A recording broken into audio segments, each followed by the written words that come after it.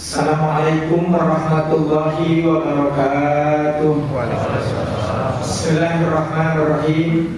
Alhamdulillahirabbil alamin.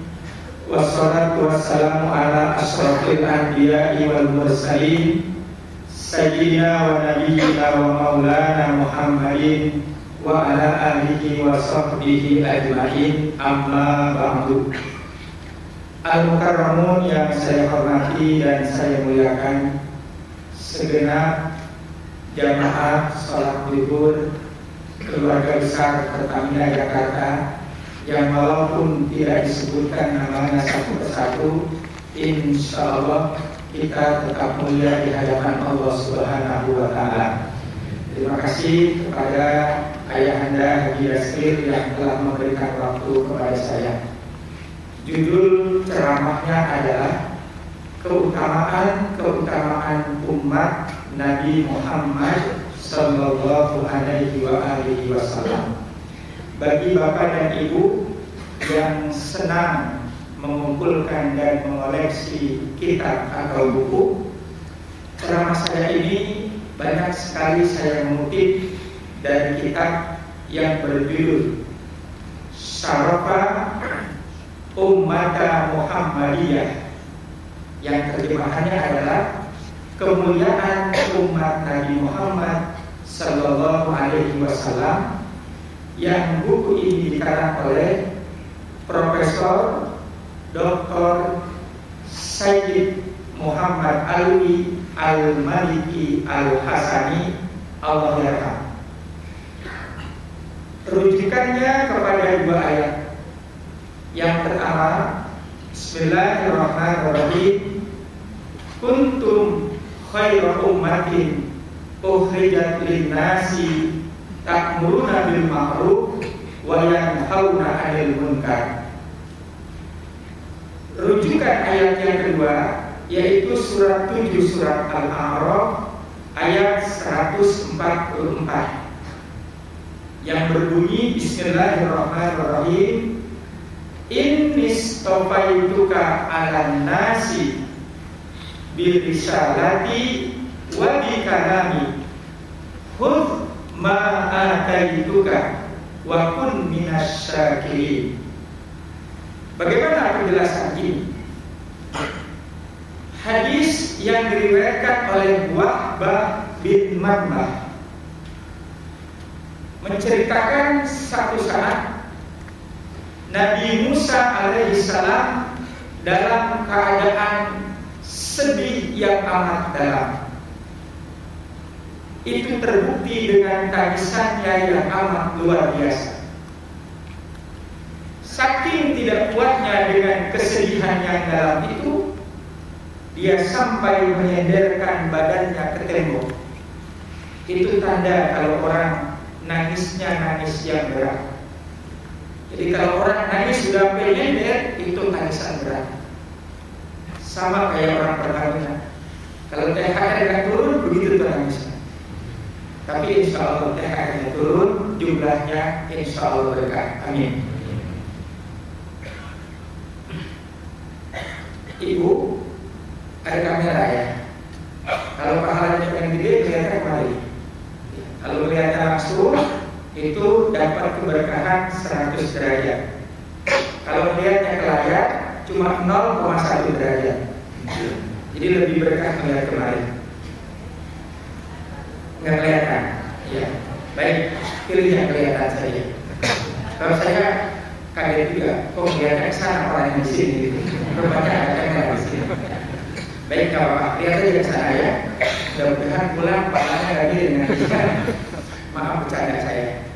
Saya ulangi, Nabi Musa menangis, dia senderkan badannya. Dalam tangisannya begini, dialognya kepada Allah. Ya Allah, sambil menangis, saya membaca dalam Al-Wahr, dalam riwayat, dalam hadis, dalam keterangan, dan dalam kitab-kitab suci. Saya membaca tentang keutamaan umat-umat akhir zaman. Siapakah yang dimaksud umat akhir zaman itu? Allah menjawab, itulah umat Nabi Muhammad Sallallahu Alaihi Wasallam. Dan mudah-mudahan kita yang hadir masuk ke dalam golongan itu. Yang pertama, kemuliaan yang aku baca kata Nabi Musa. Mereka itu adalah satu umat yang mendapat gelar marhumah. Artinya umat yang disayang, umat yang dirahmati. Apa maksud gelar marhumah itu ya Allah? Allah menjawab, gelar marhumah itu adalah jika umat Nabi Muhammad mereka diberikan oleh Allah nikmat dan karunia yang sedikit. Kita kan kepengennya banyak dan sempurna, tetapi ada sebagian umat dari Nabi Muhammad yang diberikan nikmat yang sedikit dan tidak sempurna. Jika orang itu tetap ikhlas, sabar, tawakal, bahkan tetap ketaatannya kepada Allah tidak berubah, seandainya orang itu tidak ada umur atau meninggal dunia, datanglah orang itu kepada Allah dengan membawa amal yang sedikit, maka Allah akan senang, Allah akan ridho dengan amal sedikit orang itu. Kenapa? Karena orang itu juga ridho ketika dia mendapatkan nikmat yang sedikit dari Allah. Saya mau tanya, paham nggak nih kalian? Masih ngomong, saya ulangi. Jika di antara kita ada yang dikasih nikmat yang sedikit, rezeki orang itu kan berbeda-beda. Ukurannya sudah Allah yang paling tahu. Yang paling banyak, yang sedang, bahkan yang kurang. Kepada mereka yang kurang, ketika mendapatkan nikmat dan rezeki dari Allah, tetapi dia tidak berubah, tetap dalam ketaatannya kepada Allah, sholatnya dikerjakan, puasanya dikerjakan, ngajinya terus, kemudian bakti kepada orang tuanya terus, berbaik-baik kepada sesama terus, pokoknya tidak merubah orang ini dalam keadaan nikmat yang sedikit. Ketika orang itu meninggal dunia, dia datang kepada Allah dengan membawa amal yang sedikit. Allah ridho, Allah senang dengan sedikitnya dia punya amal, karena orang itu juga ridho ketika dia kurang, dia tetap ridho kepada Allah. Paham ini kalimat? Saya ulangi, paham apa enggak? Paham. Kalau paham saya ulangi. Ini kalimat sudah mudah sekali. Itu yang pertama, gelar marhumah. Masih dalam tangisannya Nabi Musa berkata, ya Allah, aku baca lagi dalam Al-Wahy ada satu umat yang oleh engkau ketika orang itu, umat itu dibangkitkan dari kubur, yang disebut dengan Yaumul Ba'ats. Engkau himpun, engkau kumpulkan umat tersebut yang wajah-wajah mereka itu kalailatal badri, seperti bulan purnama, bercahaya dengan cahaya kemuliaan yang tinggi. Aku mohon ya Allah, kata Nabi Musa, yang paling pantas umat semacam itu adalah umatnya Nabi Musa. Kata Allah, bukan, itu adalah umatnya Nabi Muhammad. Mudah-mudahan kita orang Pertamina masuk dalam golongan tersebut. Pertanyaannya, kalau ingin nanti dibangkitkan kita dengan wajah yang bercahaya, maka kuncinya ada dua. Yang pertama, dawamul Quran, dan yang kedua, dawamul wudu. Ini adalah amalan bagi orang yang ingin wajahnya bercahaya di hari kiamat. Dawamul Quran, apalagi ini bulan Ramadan. Salah satu nama Ramadan adalah Syahrul Quran, bulan yang Allah turunkan Al-Quran, dan itu menjadi salah satu bacaan utama kita di bulan suci Ramadan. Karena dengan banyak membaca Al-Quran, banyak yang kita tahu tentang ajaran Islam yang mulia ini. Dan yang kedua, dawamul wudu, berusaha menjaga wudu dalam keadaan apapun saja. Biasanya yang berat orang dawamul wudu itu kalau bantalnya buang angin. Kalau urusan bersentuhan dengan lawan jenis atau bukan mahram, dia masih bisa hindari. Tapi kalau sudah buang angin, itu beratnya di situ. Tapi kalau sekali, 2 kali, 3 kali, tidak sampai 7 hari dia sudah terbiasa itu, maka hari berikutnya insya Allah dia akan selalu bisa menjaga wudhu. Kalau tadi ngomongin tentang batal wudhu karena angin atau bahasa Betawinya kentut, ternyata dalam agama kentut juga diajari dalam Islam.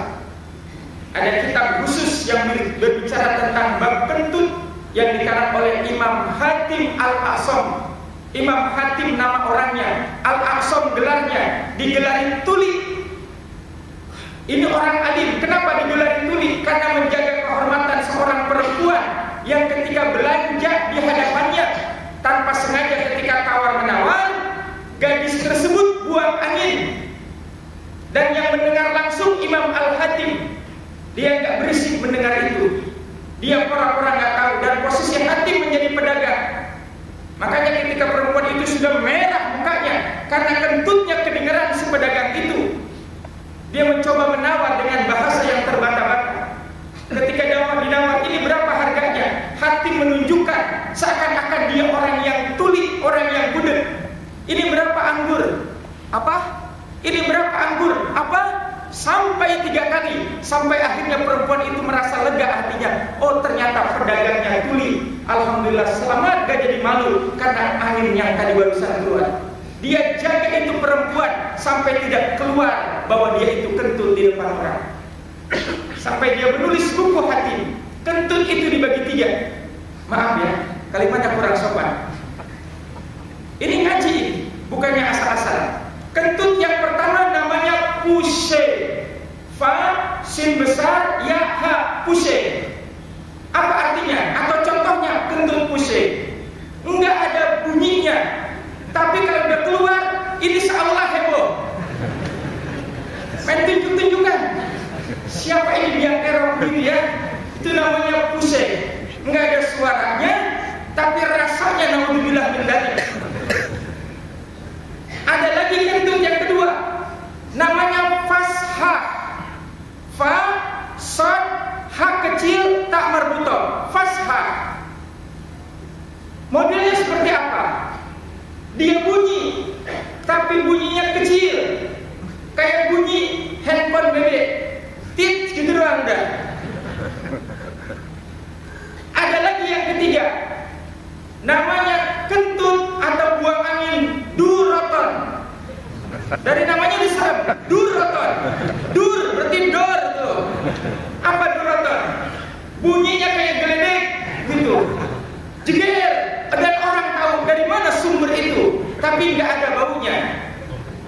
Saya nambahin ya, numpang aja ini nambahin. Kalau kata saya Pak Dedi, ada yang keempat, yaitu kentut ekstrim. Mau contoh apa enggak? Alhamdulillah minta. Begitu bunyi barang nama yang selanjutnya. Tapi jangan dibayangin. Saya ulangi lagi. Kalau ingin nanti wajah bercahaya umat Nabi Muhammad, dawamul Quran dan dawamul wudu. Masih lanjut Nabi Musa alaihissalam dalam tulisannya, ya Allah, aku dapati ada satu umat yang datang kepada mereka waktu-waktu sholat. Kemudian orang itu bergegas dan bersegera membasahi wajahnya dengan air wudu dan bercepat-cepat dia membesarkan asma-Mu dengan bertakbiratul ihram. Kepada umat yang semacam ini, ya Allah, apa yang akan Engkau berikan balasan? Maka Allah menjawab, wahai Musa, kepada orang yang bergegas ketika sholat datang dia bertakbir membesarkan asma-Ku, maka aku akan berikan kepada mereka tuftahu abwabus sama wa abwabur rahmah wa nazalat alaihimus sakinah. Aku bukakan kepada mereka pintu-pintu langit, dan bersamaan itu aku turunkan rahmat yang banyak kepada mereka, dan aku tanamkan di hati mereka ketenangan dan kenyamanan di dalam hidup. Nabi Musa berkata, ya Allah, aku mohon umat yang semacam itu pantasnya adalah untuk umat Nabi Musa. Kata Allah, bukan, itu adalah umatnya Nabi Muhammad. Mudah-mudahan orang Pertamina ada di dalamnya. Pertanyaannya, supaya kita meraih bagian kemuliaan yang ketiga dari umat Nabi Muhammad, kata kuncinya cuma satu. Apa itu? Menjaga sholat yang 5 waktu. Tapi saya harus buru-buru nambahin karena ini kaitannya dengan Ramadan. Apalagi ini 10 terakhir. Ini kan hari puasa yang ke-26. Bagi yang puasanya hari Ahad, hari Minggu. Berarti malam ini malam ke-27. Bapak Ibu tidak harus dibuka lagi hadisnya. 10 terakhir menjelang Ramadan, 10 terakhirnya Rasulullah itu banyak menghabiskan waktunya qiyamul lail. Ayat Qur'annya itu walladzina yabiduna li rabbihim sujjadan wa qiyama. Rasulullah itu menghabiskan malamnya di malam-malam tahun terakhir Ramadan, lebih-lebih malam ganjil untuk selalu beribadah dan bermunajat kepada Allah. Masih ada 2 malam ganjil, 27 dan 29 malam Senin insyaallah. Usahakan yang belum pulang kampung, malam ini habiskan waktu berkhalwat dari sholat tahajud sampai datangnya waktu sahur. Karena kita semua ingin meraih itu yang namanya malam kemuliaan yang disebut Lailatul Qadar. Karena Lailatul Qadar itu tidak diberikan kecuali hanya kepada umat Nabi Muhammad. Kalau Ramadannya semua Nabi datang, tapi Lailatul Qadar hanya untuk umat Nabi Muhammad saja. Kemudian yang keempat, masih dalam tangisannya. Ya Allah, kata Nabi Musa, aku dapati ada satu umat yang datang kepada mereka bulan suci Ramadan, bulan yang engkau muliakan, yang diperintahkan kepada umat tersebut di siang harinya berpuasa Ramadan, malamnya itu disunahkan menghidupkan ibadah-ibadah yang lainnya termasuk sholat. Tetapi yang aku lihat umat di akhir zaman, mereka puasanya keadaan mereka berat. Karena mereka berpuasa Ramadan, pada waktu yang bersamaan dalam keadaan berpuasa, mereka juga beraktivitas menjalankan tugas dan kewajibannya. Yang suami mereka harus berangkat pagi ke Pertamina, pulang nanti sore.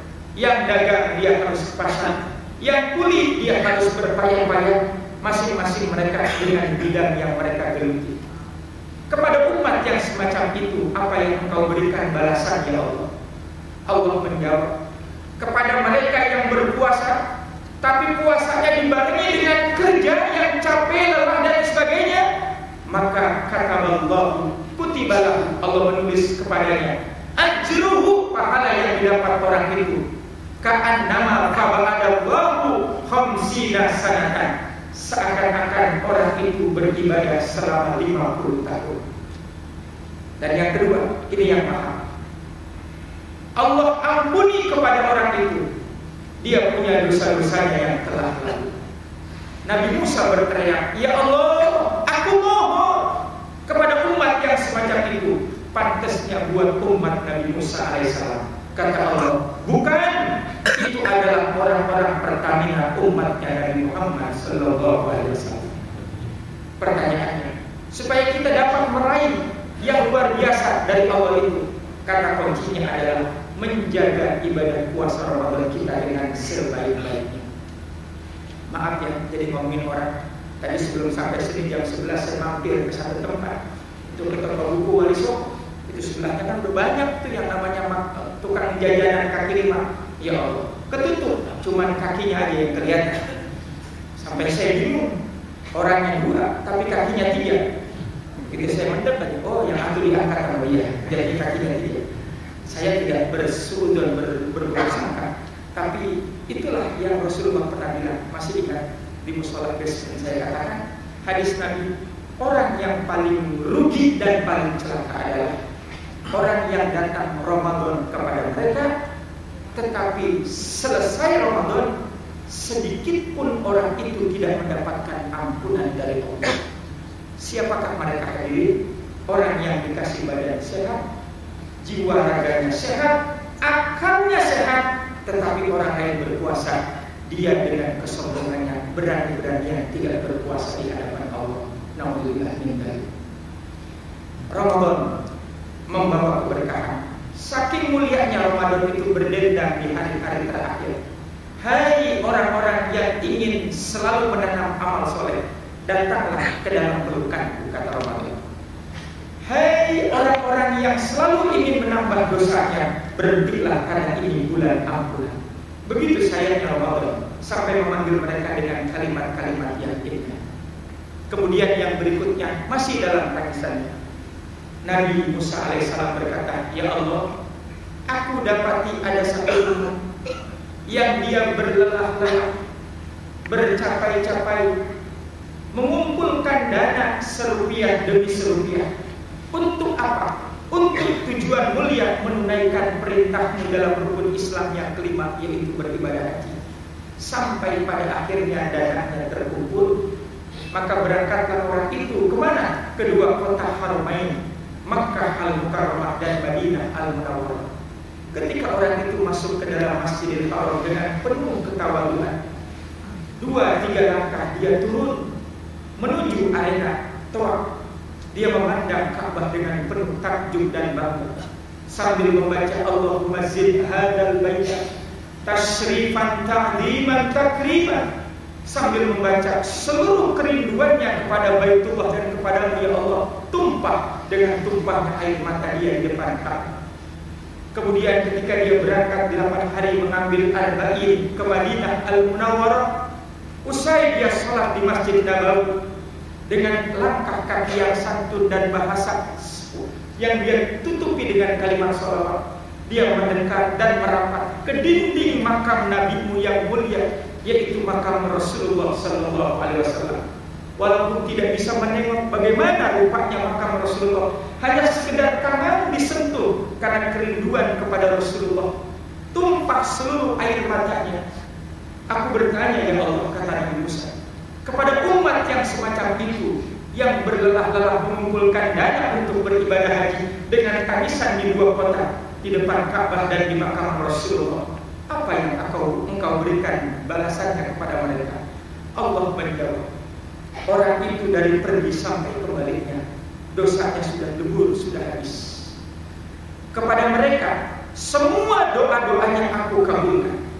Dan yang ketiga yang paling mahal, kepada mereka yang berhaji semacam itu, aku berikan wewenang, aku berikan mereka kuasa untuk memberikan syafaat kepada 70 orang yang dia cintai.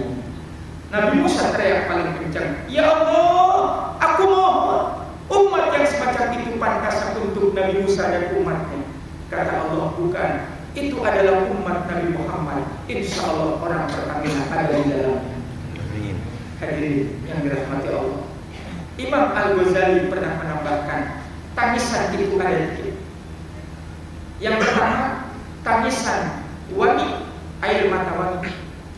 Kapan air mata itu keluar? Di saat nanti malam sholat tahajud, ketika berdoa kepada Allah, memohon keselamatan, memohon ampun, memohon keberkahan untuk diri kita, untuk istri atau suami kita, untuk anak buah hati kita, untuk kedua orang tua kita, untuk mertua dan keluarga besar kita. Tumpah seluruh air matanya, itu air mata wani. Yang air mata semacam itu orang yang tidak akan disentuh oleh api neraka. Ada lagi air mata yang mahal, yang harganya kalau dia reguler sekarang 38,5 juta. Itu mahal. Kalau dia plus bisa sampai 90 juta rupiah. Itulah air mata yang menangis di depan Ka'bah dan di depan makam Rasulullah.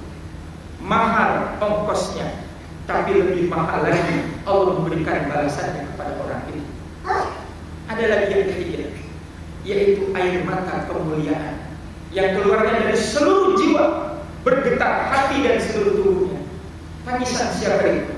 Insya Allah kita merasakan di dalam itu, yaitu tangisan ketika bapak berdoa untuk si buah hati, ketika ibu berdoa untuk suami, ketika suami berdoa untuk istri tersayang, ketika anak berdoa untuk kedua orang tuanya. Itulah tangisan kemuliaan, tangisan jiwa yang membuat seluruh kita bergetar. Ketika orang tua menengadahkan kedua tangannya, dia bayangkan wajah anak-anaknya, buah hatinya, pelanjut cerita dan penerus sejarahnya, maka doa semacam itu membukakan seluruh pintu langit sampai mengguncangkan arsy Allah. Hadis qudsi berbunyi dengan indah. Jika orang tua lebih dari seorang ibu, dia menangis untuk anaknya, dia menangis untuk suaminya, dia menangis untuk orang tuanya, maka arsy Allah berguncang dan Allah cepat-cepat memanggil malaikat. Berikan, tunaikan apa yang diminta perempuan yang soleh itu. Jangan kau tunda-tunda. Sebegitu dekatnya orang yang berdoa kepada Allah. Bulan Ramadan, bulan yang berkah. Tersisa masih sekian hari lagi. Manfaatkan waktu yang 29 hari insya Allah ini dengan banyak beribadah kepada Allah. Karena orang yang berdoa, yang keluar dari mulut orang yang berpuasa, doa itu tidak ada penghalang antara dia dengan Allah. Nah, yang terakhir hadirin, Nabi Musa masih dalam tangisannya. Ya Allah, aku dapati satu umat yang mereka nanti itu dibangkitkan setelah hari kiamat. Mereka akan kau bagi menjadi 3 kelompok. Kelompok pertama, mereka masuk surga tanpa hisab. Kelompok yang kedua, mereka dihisab, hisaban yasira, tapi hisabnya ringan. Dan kelompok yang ketiga, yang orang itu datang dengan membawa dosa setumpuk, tetapi di detik-detik terakhir menjelang kematiannya, kau hunjamkan hidayah ke dalam hatinya, sehingga dia masih punya kesempatan waktu untuk bertobat dan memohon ampun serta memperbaiki diri. Maka orang itu kau ampuni dan pada akhirnya kau masukkan surga bersama dengan golongan pertama dan yang kedua. Aku mohon ya Allah, kata Nabi Musa sambil mengibah-ibah, yang pantas umat semacam itu adalah umatnya Nabi Musa alaihissalam. Kata Allah dengan tegas, tidak, itu adalah umatnya Nabi Muhammad sallallahu alaihi wasallam. Mudah-mudahan orang pertama kita ada di dalamnya. Hadirin, seluruh yang diminta Nabi Musa tidak Allah kabulkan, artinya bukan miliknya, tapi milik umat Nabi Muhammad. Tadinya dia nangisnya, sekarang badannya berubah, celentang kata orang Jakarta, dia rebahkan dirinya. Itu tandanya sudah pasrah. Karena seluruh kemuliaan yang diminta tidak dikasih, malah diberikan kepada umat Nabi Muhammad.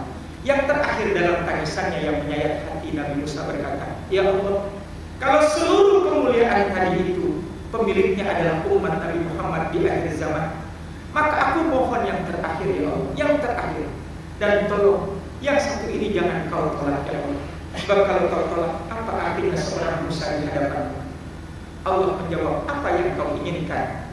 Aku mohon ya Allah, tulislah namaku Musa alaihissalam menjadi salah satu umatnya daripada umat Nabi Muhammad sallallahu alaihi wasallam.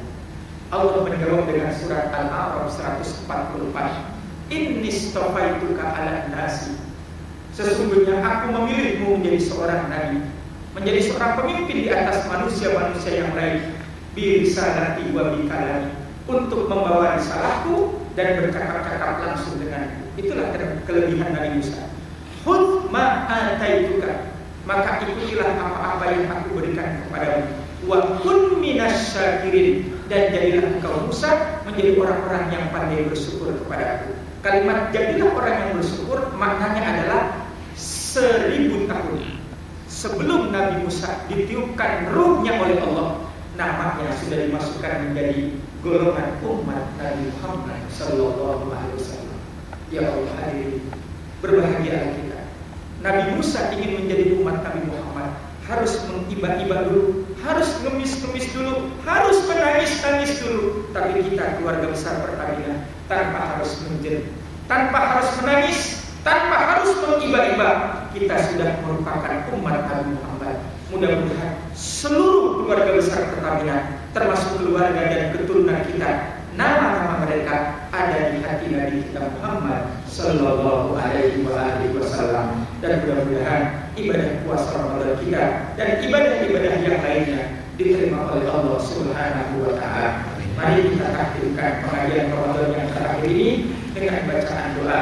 Kita awali dengan permohonan mudah-mudahan kepada keluarga besar Pertamina yang besok setelah libur ini ada yang pulang kampung atau mudik, mudah-mudahan dari kepergiannya, di perjalanannya sampai ke kampung halamannya kembali lagi ke Jakarta, mudah-mudahan dalam sehat dan lindungan Allah Subhanahu wa taala. Bismillahirrahmanirrahim. Alhamdulillahirabbil alamin. Allahumma shalli wa sallim ala sayyidina Muhammadin fil awwalin wal akhirin.